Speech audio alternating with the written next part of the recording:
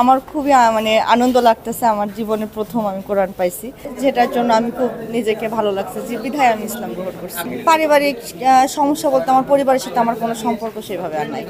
আর ইসলাম পড়ছি, পড়ার পর কিছু জানছি, জেনেই আমি ইসলামটা গ্রহণ করছি। বাট আমি খুব স্যাটিসফাইড। আমার খুবই মানে আনন্দ লাগতেছে। আমার জীবনে প্রথম আমি কোরআন পাইছি। এর জীবনে প্রথম বলে ভুল হবে, আমি এর আগেও একটা দিয়েছিল আমাকে, আমার একটা যখন ইসলাম গ্রহণ করি যে হুজুর, ওই হুজুর দিয়েছিল।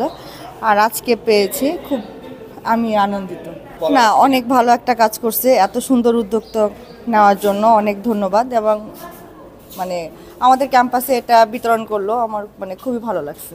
ইসলাম বিষয়টা বলতে আসলে ইসলামের একটা দৃষ্টিতে যেটা ভালো লাগছে যে প্রত্যেকে নামাজ এক, সবাই একভাবে নামাজ পড়ো, রোজা সবাই একসাথে করে। তারপর ঈদের দিন প্রত্যেকটা ঘরে ঘরে কম বেশি সবার ঘরে একই রকমই প্রায় রান্না হয়। এটা আমার খুব ভালো লাগছে।